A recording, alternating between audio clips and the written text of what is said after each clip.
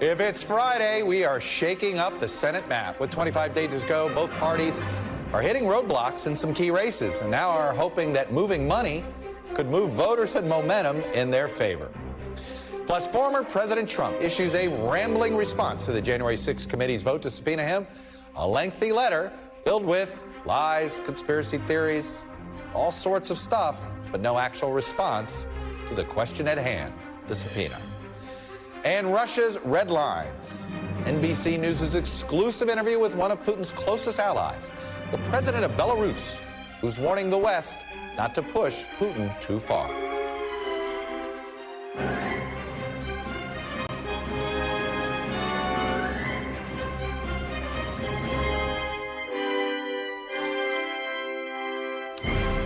Happy Friday, everybody. Welcome to Meet the Press Now. I'm Chuck Todd. Thanks for joining us. More than 1 million Americans have already voted in the November midterm. So 1 million down, 120 million more votes to go, right?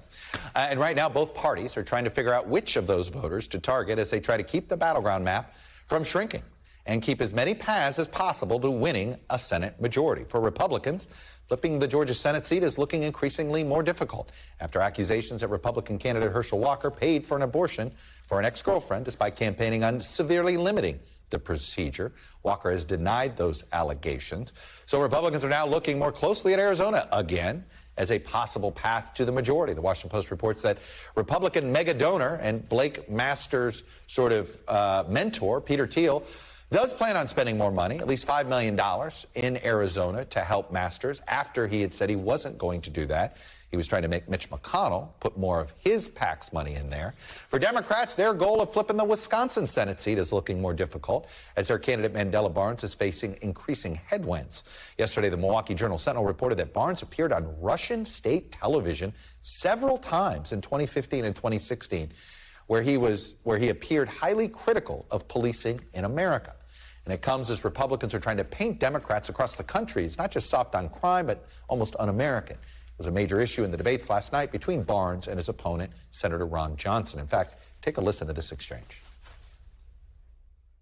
We need law enforcement, and the problem with the whole defund movement, which he's been a big supporter of, it dispirits law enforcement. They're having a hard time recruiting members, and we aren't going to have the law enforcement officers we're going to need to reduce crime. No police officers in this country were more dispirited than the ones who were present at the United States Capitol on January 6th. 140 officers injured, one crushed in a revolving door, another hit in the head with a fire extinguisher, another stabbed with a metal stake. So this talk about support for law enforcement, it's not real.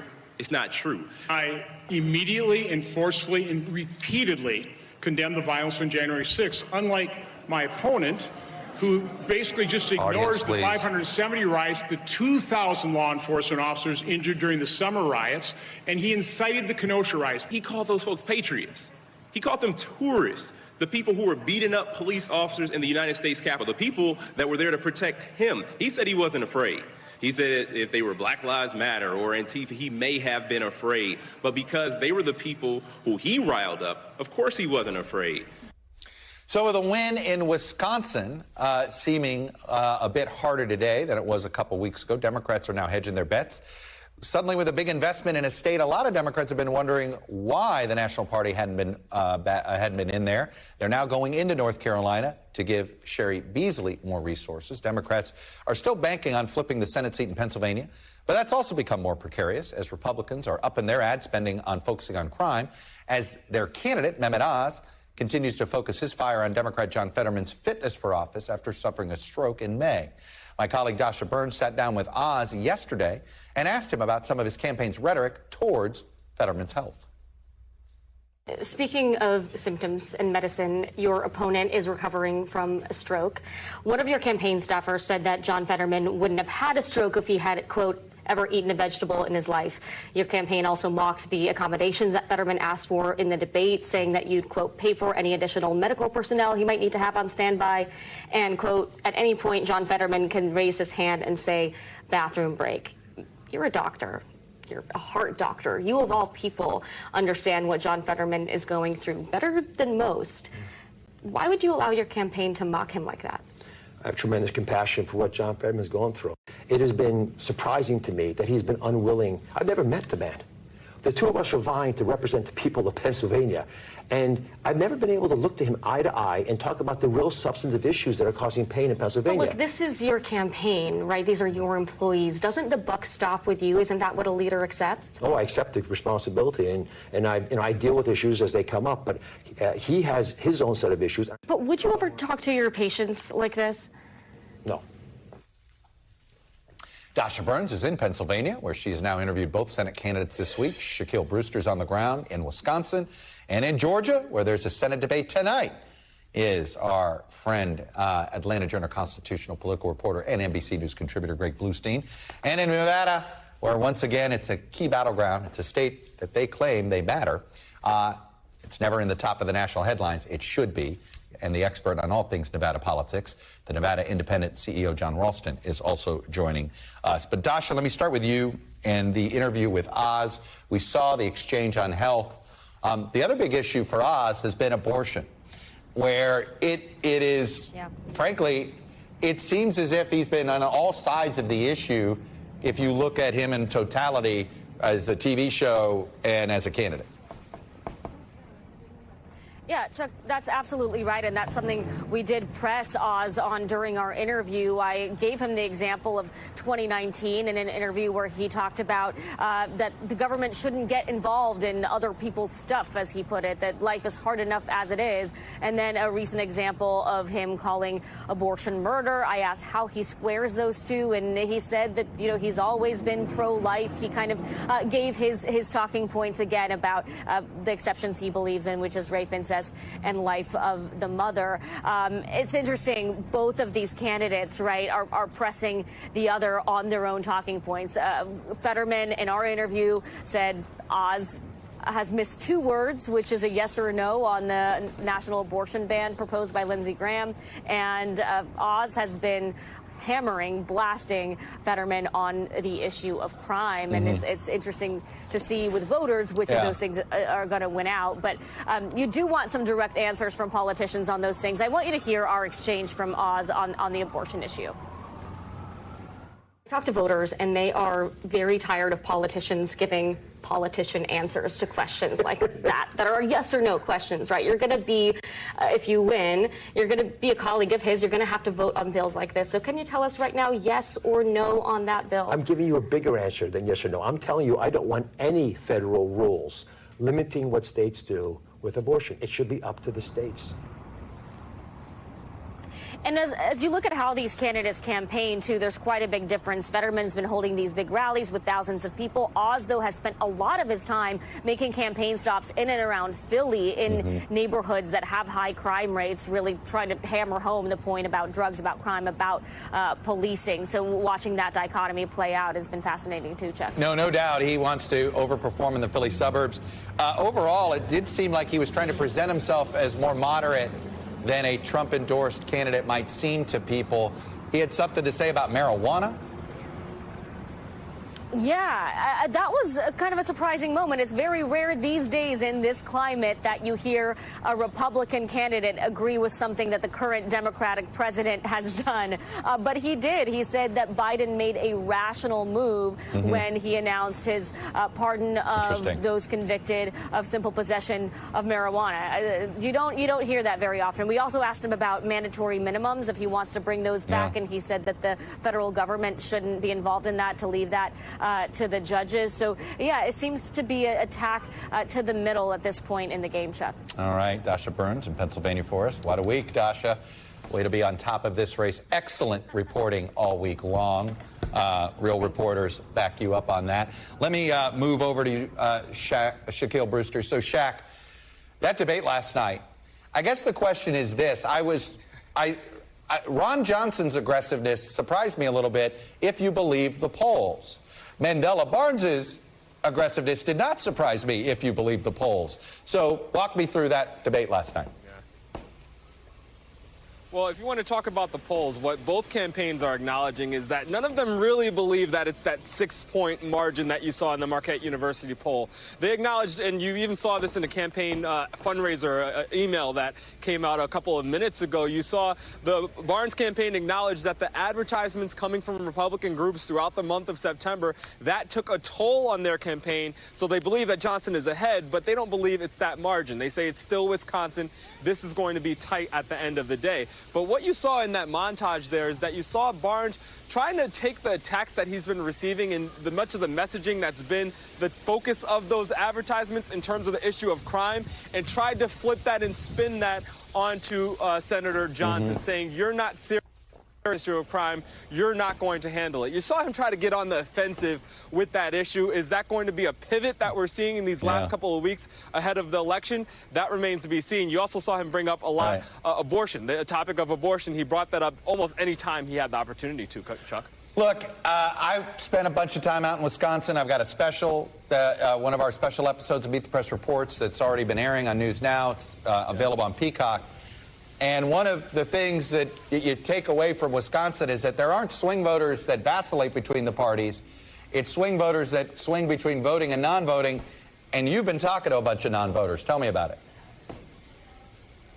That's exactly right. The largest block of swing voters, not just here in Wisconsin, but really across the country, are those who decide whether or not they vote, whether they vote in presidential years and then come back and stay home in those midterm election years. And we see that here in Wisconsin. And when every race is razor thin, it has a larger impact in a state like this. I want you to listen to some of the conversations I've been having with people I've met along the way who just say, at this point, they don't plan to vote in November, or at least they're undecided on that question. Listen here. Do you plan on voting in November? Not necessarily. Not Why not? necessarily. Just because I really don't see I don't see the direct effect that it has on the community that I live in. Well, it's definitely easy to vote, you know. It's just when you check that box, man, it's just you really walk away feeling like nothing is going to change. That sentiment is one that you hear from voters, that canvassers, people are knocking on doors, also hear from voters, and that's a concern for the Barnes campaign. I have to tell you, Jack, I was in Milwaukee specifically talking with some key African-American Democratic leaders who were concerned the Barnes campaign was falling behind on some get-out-the-vote efforts in Milwaukee. It's just interesting that how much this is dovetailing together. Shaquille Brewster on the ground for us in Wisconsin. Shaq, thank you. Let's move over to Greg Bluestein. Let's get the preview for this debate tonight. And I just confirmed, Greg, this will be the first time Herschel Walker has ever participated in any debate, in any race, on any level. What are we looking for tonight? What are you looking for tonight? Well, you're exactly right. He skipped every Republican primary debate. He was in such command of the race from the get-go with Donald Trump's endorsement and Mitch McConnell's endorsement. He didn't need to do so. But right now, one of his biggest problems is wavering Republicans. Those swing voters you talked about, those maybe independents, mainstream Republicans who just can't vote for him. He's been targeting them by going even further to the right on issues like transgender policies, on attacking Joe Biden every chance he gets. Now this race, in a sense, is being looked at as a referendum on Joe Biden. They're saying vote for Herschel Walker to vote against Joe Biden, even if, you know, they're telling Republicans who are concerned about his history of baggage that goes long before these abortion reports that just came out last week. They're saying that to those wavering Republicans, a vote for Herschel Walker is a vote against Joe Biden. What do we expect Warnock to do tonight? I mean, do we expect him to try to talk about the character issues, or do we expect him to just zero in on something like abortion rights? Yeah, I think he'll focus on abortion. I think he will focus on character issues, but the character issues he'll focus on is something that his campaign has been airing for really weeks now, which is the allegations from Herschel Walker's ex-wife that he tried to choke and point a gun at her head, right? These very raw emotional footage from an interview about 13 years ago that had been all over the Atlanta airwaves. I don't think he'll lean into the Daily Beast's report, the abortion issues, but I think he'll rely on reporters on the panel to do so for him. Greg, is this race now, it's a given that Walker can't get to 50. Is it all about just keeping Warnock under 50 and buying more time? I really think that's where we're at. And I think strategists from both campaigns are expecting, or at least preparing for, a runoff would be in early December. But right now, there's really no great path to victory for Herschel Walker. But there is still a path to victory, an outright victory for Raphael Warnock. And of course, in a runoff, everything's reset. Of course, because you have no idea how the rest of the nation went. That will have an impact on what the dynamics are in a runoff. Greg Bluestein in Georgia for us. Enjoyed Savannah tonight. That's going to be fascinating. I think we're all going to be watching that. That's a real Friday Night Light. Now let's go to John Ralston. And John, this is no BS. This is not me blowing smoke with you when it comes to the importance of Nevada. I think it's the single closest race in the country. It's the Senate, probably the Senate race that more people should be focusing on, that they don't. I know there's not a celebrity TV doctor and a football player and all that nonsense. How much on a knife's edge is this Senate race to you? And is the Harry Reid machine, can they pull another rabbit out of their hat? Yeah, that's the right question, Chuck. Can they pull the rabbit out of the hat? Listen, this race is very, very close. The last half dozen polls or so, most of them have shown Adam Laxalt, the Republican challenger, ahead of the incumbent Catherine Cortez Masto, but within the margin of error. And the race has been close for a long time. And the Reid machine, as you mentioned, which is the machine that the late Harry Reid built, is always has in almost every case, as you know, Chuck, been able to win these close races by registering enough voters and then getting them out in early voting, which starts a week from tomorrow, and they bank enough votes in early voting that it doesn't matter really that much what happens on Election Day. The big difference this year in the Senate race is that every single voter in this state is going to get a mail ballot. Just yesterday in Clark County, the Democratic stronghold, 1.2 million mail ballots were sent out. If Clark County turnout is high, if the Democrats can bank those votes, then she has a chance to hang on. If not, it's going to be a very long night for her. You know, in past midterm cycles, it feels as if the governor's race and the Senate race were totally separated. I don't get that sense this time. Is it? And where's their overlap? And you know, what is the likelihood you'd have a split party result in those two races?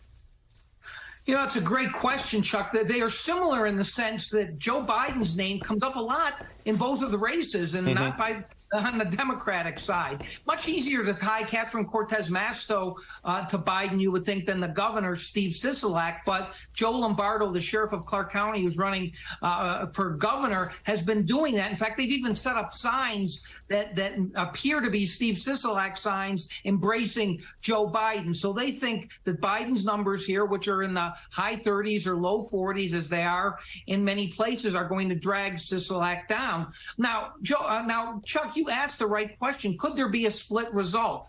I think there is a sense that Sisolak is in more trouble than Catherine Cortez Masto by smart Republicans here. But I have to tell you, Chuck, you know how I like to predict election outcomes here in Nevada. This is a very, very difficult one to predict, I guess. Yeah. I wouldn't be surprised at 2-0, 1-1, or 0-2. One quick thing, Chuck, the real big change in analyzing elections in Nevada is the explosion of non-major party voters, which are now a plurality in the state, and 2/3 or more were just automatically registered at the Department of Motor Vehicles. Chuck, which side is going to be able to find those voters, know which ones are theirs, and turn them out? Well, you look at it, and my assumption would be, well, the Democrats have been planning for this for so long. They've always had a strategy, and the Republicans are divided on whether they should even target mail-in voters. So you can't help but wonder if that puts the Republicans a bit on their heels. Let me ask this question specifically on the governor's race and as it plays to does Lombardo overperform in Clark?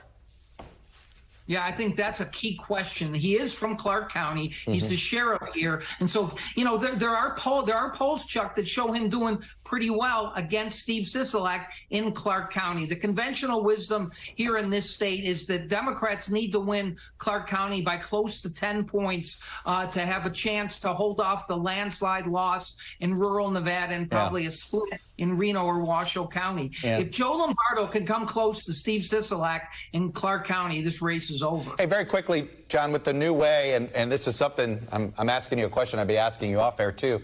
The amount of mail-in ballots that are now being mailed out, Is the count in Nevada going to get slowed down? Are we looking at election week to get our final result in Nevada?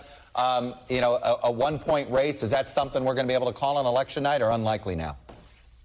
I think it's unlikely, and I'm having painful flashbacks to when I was on the air with you during the last election, asking me when Nevada is going to finish the count. I'm afraid we may have the same problem again. Again, it seems late to most people, but Chuck, it's still a little bit too early. Once voting starts next week, I think I'll have a better handle on just what's going to happen in both of these top races. No, it's so true. About a week of early voting, and you start to sort of think you have the contours of what turnout is going to come to fruition. John Ralston, the man when it comes to Nevada politics, Nevada Independent. If you don't subscribe, you should. Coming up, former President Trump's conspiracy-laden response, blasting the January 6th committee and their decision to subpoena him. Former Trump fixer and confidant Michael Cohen is going to join me next on Trump's legal and political future. You're watching Meet the Press Now.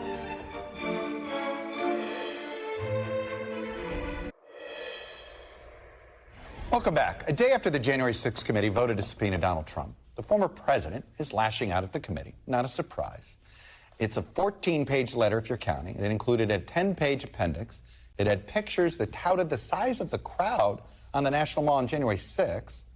Not sure why you would want to talk about a crowd that was armed and dangerous.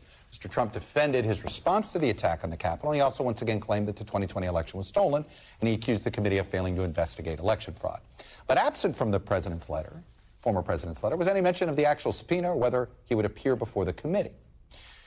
Sahil Kapoor joins me now from Capitol Hill. So, Sahil, what did the committee expect other than this? And have we gotten a better answer as to why they did this yesterday, which feels more like a exclamation point on their investigation rather than an attempt at fact-finding?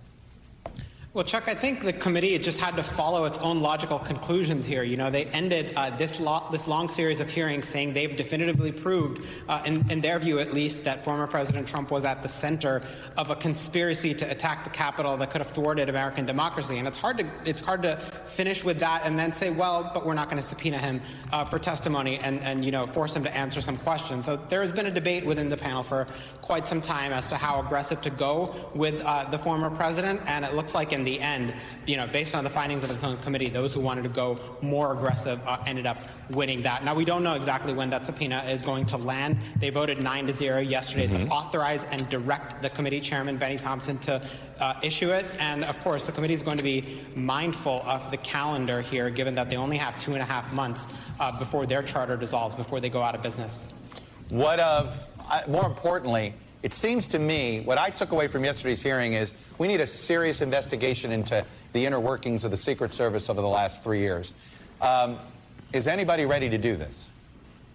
Well, there is certainly some desire to do this, and you know, luckily we happened to ask one key figure on the committee, Jamie Raskin, about it. Not only is he on the January 6th committee, but he's a senior member of the Oversight Committee, who has, which has jurisdiction over this, and is making a play to become the top Democrat next year, replacing Carolyn Maloney, either the chairman or, if Democrats lose the House, the ranking member. And he did say, I'll just read his quote here: "It's a meaningful and important and urgent thing regarding investigating the Secret Service after what happened."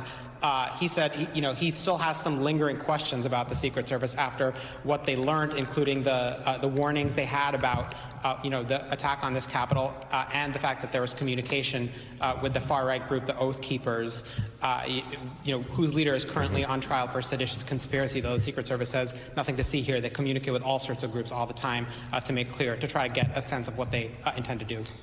Yeah, it's the whole Tony Ornato comparison, the deputy chief of staff, who came from the Secret Service. They're definitely, at a minimum, does Congress need to look at creating some sort of guideline that prevents a member of the Secret Service, political appointee, maybe a one-year rest period or something like that? Just seems it puts the Secret Service in a very, very bad position there. Sahil Kapoor on Capitol Hill for us. Sahil, thank you.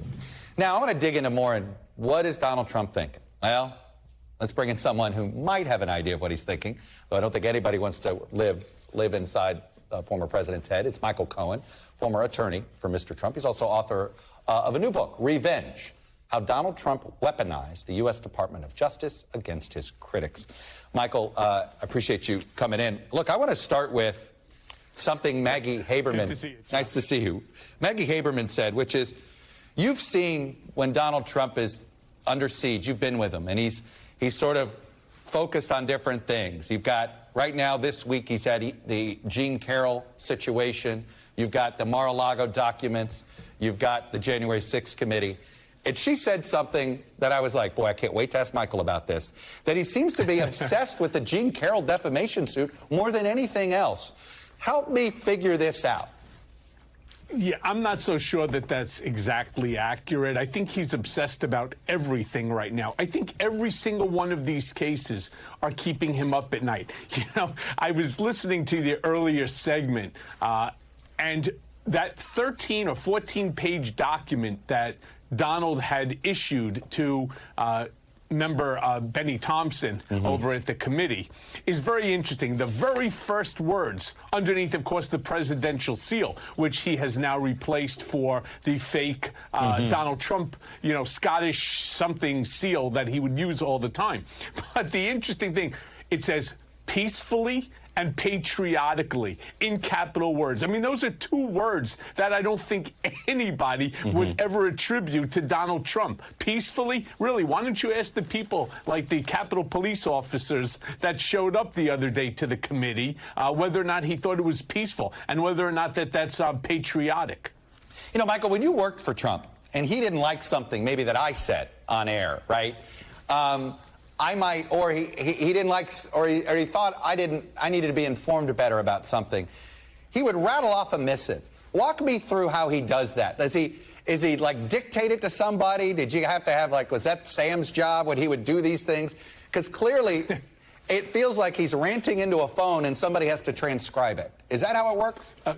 Not necessarily. So it's not as if you didn't say things that irritated Donald, and I would end up, you know, having my phone ring, and it would be Rona or one of the other executive assistants asking me to come to Mr. Trump's office. And I would come in, and I always had a pad and a paper with me, and he would turn around and he would say something like, "Did you hear what Chuck Todd said about me? That needs to be corrected." So I said, "Sure," and he would basically hand me a fax or a copy of your statement, and then he would ask me to draw something up. I would then draw something up. I would come back in. He would look at it. He would make changes with his marker onto it, and then we would sit. We would talk through it for a minute or two. He would finally approve it, and then it would go out. Now, I promise you that Donald in his entire life never, ever produced a 14-page document for anything. So this one was obviously written by, like, Steve Miller or one of the other missives that he has working for him. I mean, it is, I don't even know the best word to describe it other than insane. I mean, it's just rantings and more rantings. And you're right, it does not touch on the topic that this document is supposed to relate to, which is whether or not the man is going to appear before the January 6th hearing. And I'm willing to put a couple dollars on this one with you. Chuck, we'll do our normal $1 bet on this one. He's not showing up under any circumstance. We've already seen this game play out how many times? Oh, I can't wait to be able to testify. I can't wait to do this. And does he ever do it? The answer is no. Let me ask you this. Look, you've probably asked your own question this yourself, which is, why do people stick by Trump for as long as they do? You know, I've answered this question a lot, and people think I'm being humorous, but I'm not. It's because we're stupid. For some reason, we fell into the cult of Donald J. Trump. There's a lot of excitement. There's a lot of energy around it. When he needs something from you, he makes you feel as if though you're the single most important person in the world and that only you are capable of doing something. Now, you've seen what happened to me. You've seen what's happening now to Rudy Giuliani. You see what's happening to Eastman. You see what's now happening to Christina Bobb. You see what's happening to Sidney Powell and a multitude of other people, all of whom I would hope, including now Mark Meadows, would have listened to when I said before the House Oversight Committee, I know the game that you're playing, and it's not going to work out for you the same way it didn't work out for me. You can't run this playbook, especially against me, and I know it because I wrote it. So, you know, heed my warning. Did they heed it? No. And every single one of them are in trouble right now. Every single one. It's interesting. It always fascinates me. A lot of people go into his world thinking they can outsmart Trump. He's not bright. I can do this. Trump seems to know that's what people... Does he assume everybody around him is just trying to get something from him, which is why he doesn't get taken as much by them? No. He does believe that everybody is self-motivated, and he believes that notion because he is self-motivated. In fact, the entire presidential race was not supposed to be about winning. It was supposed to be about the branding opportunities that would come from the campaign, meaning that it was supposed to be the greatest infomercial in the history of U.S. politics. So he knows that everyone is self-motivated. The reason he manages to get people is and they get into trouble and he doesn't, is because he doesn't do anything by email. He doesn't do anything, by text message. Right. He has no fingerprints, something he learned from Roy Cohen, and he doesn't care about you. He doesn't care about anyone other than himself, and he's willing to throw you under the bus in order to protect himself. Very quickly, you're one of the few who doesn't think he's going to run, but if he runs, you're personally worried about your safety. One, why don't you think he's going to run? And two, you really think he would resort to violence when it comes to you? Yeah, so let me answer the first part of the question. I don't believe, and I've said continuously, that he's not going to run. If he runs, the great grift that he has figured out how to create is going to be gone, because every dollar then has to go into the campaign fund. And unlike the PAC, which he's permitted to keep 90 cents of every dollar at his own discretion for use, that all goes away. And he can't afford to lose that grift. Second, he doesn't want to be a two-time loser, which he knows statistically he cannot win.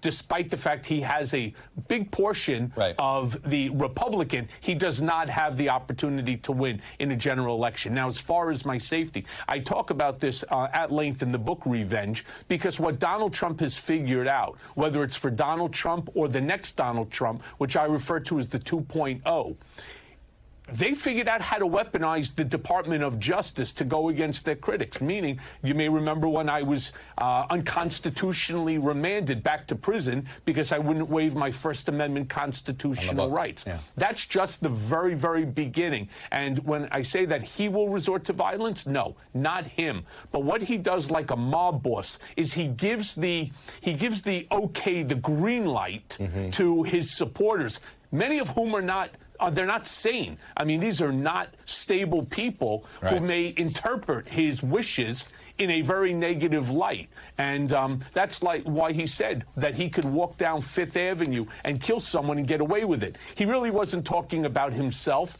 He was talking about one of his supporters doing something for him. Michael Cohen, appreciate you coming on the book. I'll say it one more time. I know you're trying to sell a book, Revenge, How Donald Trump Weaponized the U.S. Department of Justice Against His Critics. Appreciate you coming on, sharing your perspective with us, Good to see you again. Thank you, Michael. Up next, we have an NBC News exclusive. It's an interview with the president of Belarus, what the strongman and key Russian ally is saying about Putin's nuclear plans. You're watching Meet the Press Now.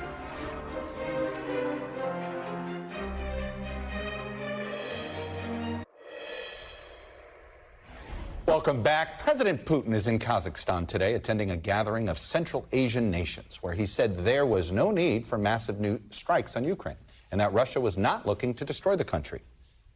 He said that after the bombardment of multiple cities across Ukraine this week. At the same news conference, Putin reiterated Russia is willing to hold talks on ending the war, but it would require international mediation if Ukraine were to participate. Zelensky, meanwhile, continues to hold the position that he cannot negotiate with Putin. And with the G20 summit just over 1 month away, President Putin says he has not yet decided whether or not he would attend. But he did say he sees no need for talks with President Biden. So I'm joined now by our senior international correspondent, Keir Simmons, in Kazakhstan. And Keir, you got quite the exclusive interview with somebody who we're hoping can tell us a little bit about what's going inside Putin's head. Tell us more. Well, that's right, Chuck. This is President Lukashenko of Belarus, and he spoke to me here in Kazakhstan, where he'd been at that meeting and had met with President Putin. They are allies, very close, and so I suppose you could say that he has insight with President Putin that most of us don't have. I do think, and you said it out there very clearly, that we're seeing President Putin reverting to type, if you like, saying, okay, I'm not going to carry out any more of these massive strikes, but unless you give me what I want, then I will, just as he threatened on the border of Ukraine with those masses of troops just before his offensive there. We've seen it again and again. But I asked President Lukashenko quite importantly about this question of the nuclear threats, and he had reassuring words in one sense, that he doesn't think that President Putin will use nuclear weapons, but then again threatening because he says he won't, because he's got so many other weapons at his disposal. Take a listen. Do you think President Putin would use a nuclear weapon? If you put a person or a country into the corner, there's only one way out from there, to move forward. That's why you don't cross red lines. You cannot cross them. Within the last couple of days, Russia made strikes on Ukraine with high-precision weapons in response to the Crimean bridge attack. You probably noticed that it was powerful, but it's not everything. Russia, and I know this for sure, possesses the most modern weapons. And you don't need nuclear weapons. Russia will cope without nuclear weapons. So, Keir, what do you make is the role Lukashenko's trying to play here? And is he? Do you get the sense they're trying to ratchet down the rhetoric on nukes, or ratchet it, or what? What's the message we're supposed to take away?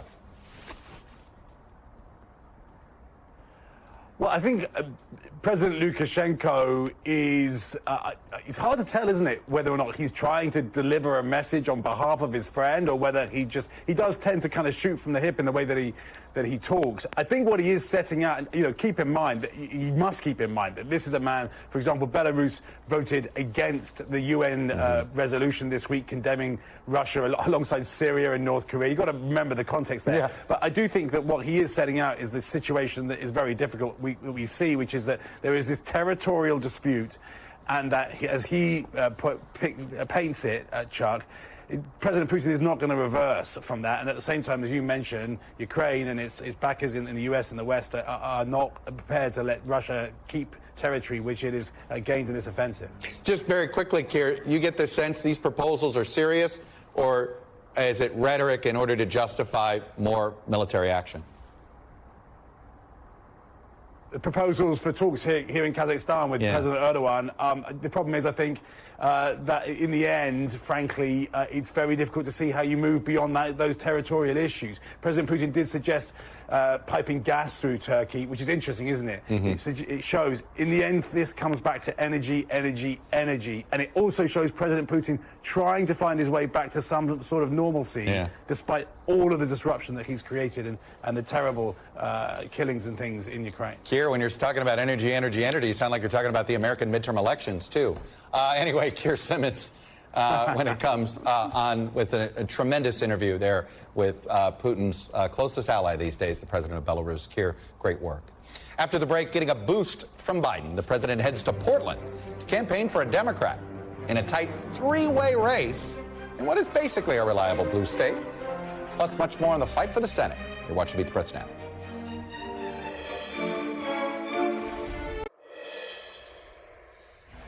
Welcome back. President Biden is finishing up a West Coast swing today, leaving California, heading to Portland to campaign for Oregon's Democratic nominee for governor, Tina Kotek.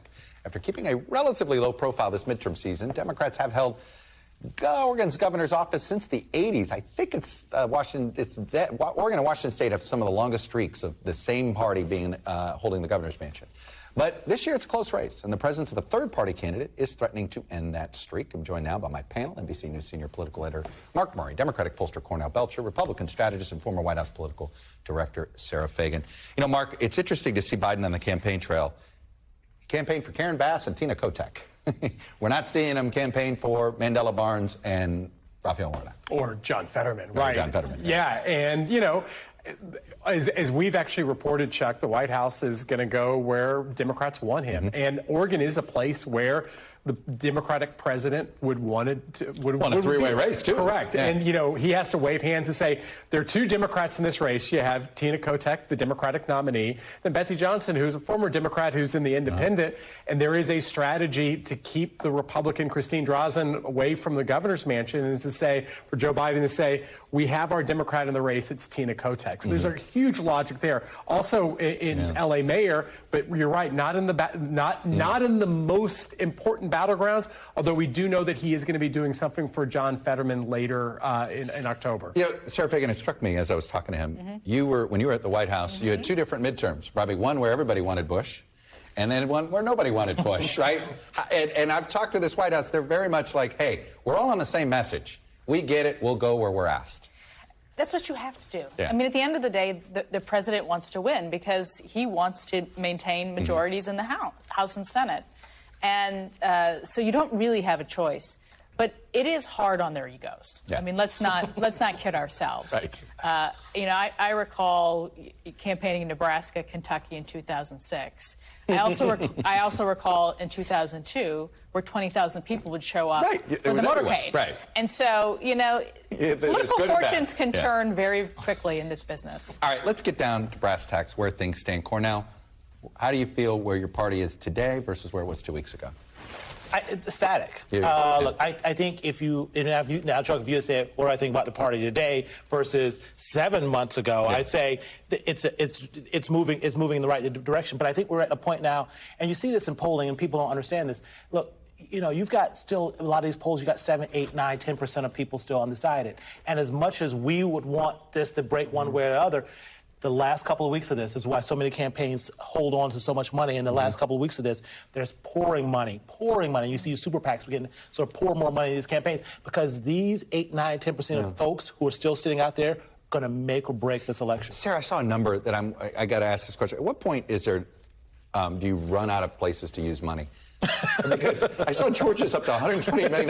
I mean, what's left to buy? I mean, what do you do when you want to spend more money but don't have the places to have it? I mean, we could have a whole show on this. Yes, and how much money is at the end really just wasted. And, politics in many ways really leads corporate America in terms of innovation. And I think that remains true. But what you're going to see in upcoming cycles is very different buying patterns because of how fragmented the media is. And so these consultants are going to have to approach things differently because, basically people are wasting money. Well, basically 30% of the targets are seeing all the ads. Right.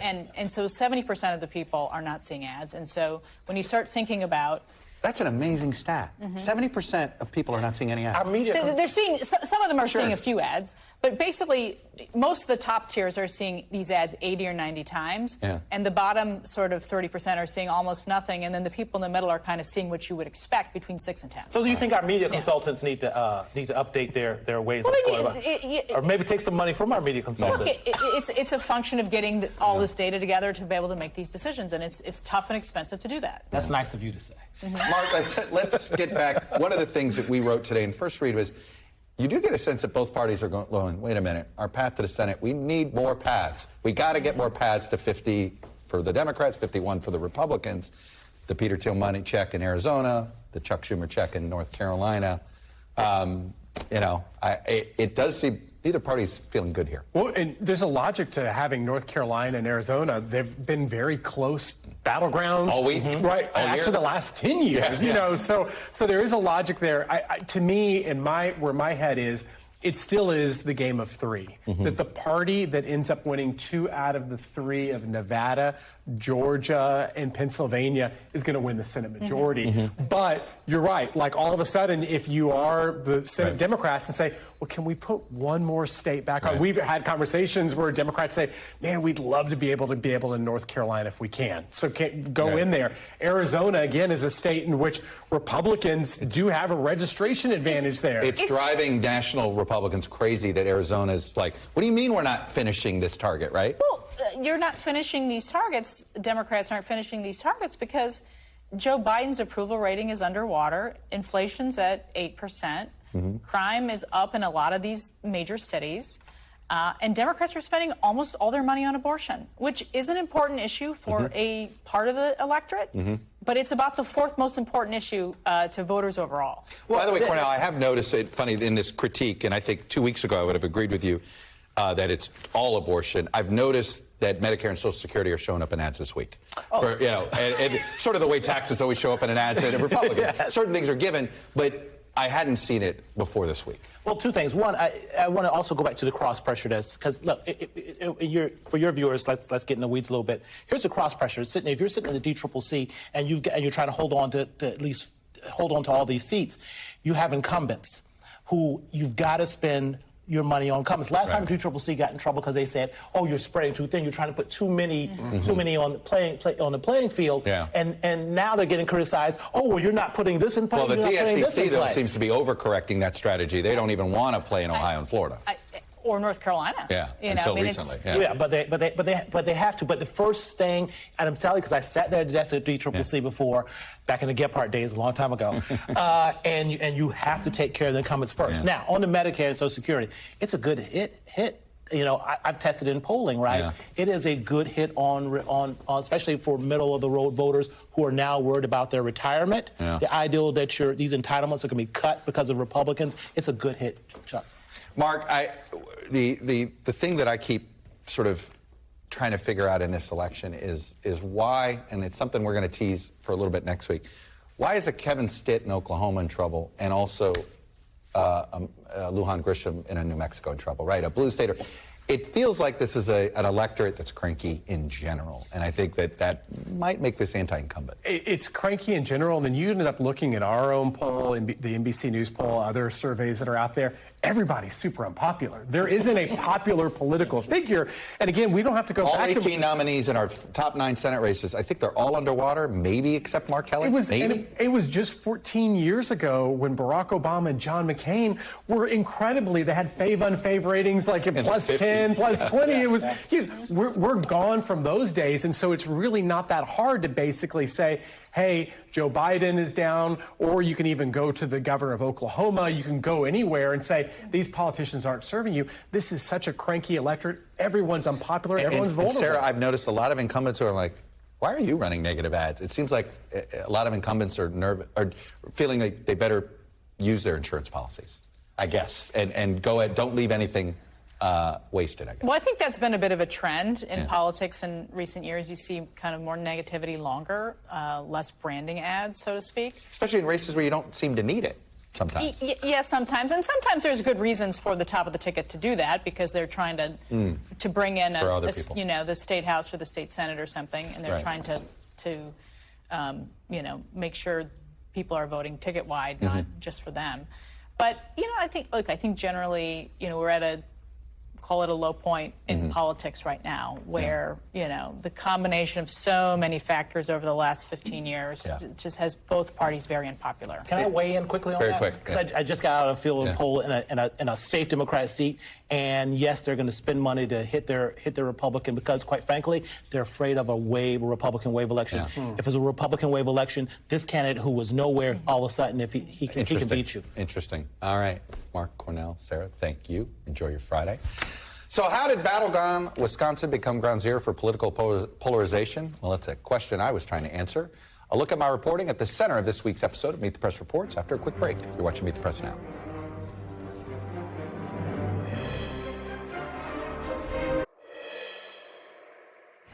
Welcome back. We talk about it often, the polarization of America. Nowhere is it more apparent than in Wisconsin, where the state's long-term dynamics make it ground zero for America's polarization. I took a trip to the Badger State, not just for my love of the Packers, but for the latest episode of Meet the Press Reports to talk about how Wisconsin politics got to this breaking point. Take a listen. I think about Tommy Thompson. Now, those were really, arguably now, right, the good old days. It's when there was a Republican governor and a Democratic legislature. I believe divided government also creates a different way that you noticed it these 4 years? It's the difference between, do I listen to you, do I work with you, or do I bring you a takeout meal and tell you this is what we're having? America's very polarized, in some ways calcified. Wisconsin, patient zero. Do you accept that? Yeah, I mean, I think you look back, even before I was in office, you go back to 2000, the difference between George W. Bush and Al Gore, and then 4 years later between Bush and Kerry, was less than 1 vote per ward on average. Wisconsin had been almost perfectly even divided for now decades. This week's full episode of Meet the Press Reports is already available to stream right now, Peacock or wherever you get your news from NBC. And if it's Sunday, it's Meet the Press on your local NBC News station. It's all about the battle for the Senate and the midterms. We're all in. Trust me, don't miss this Sunday. You will enjoy it.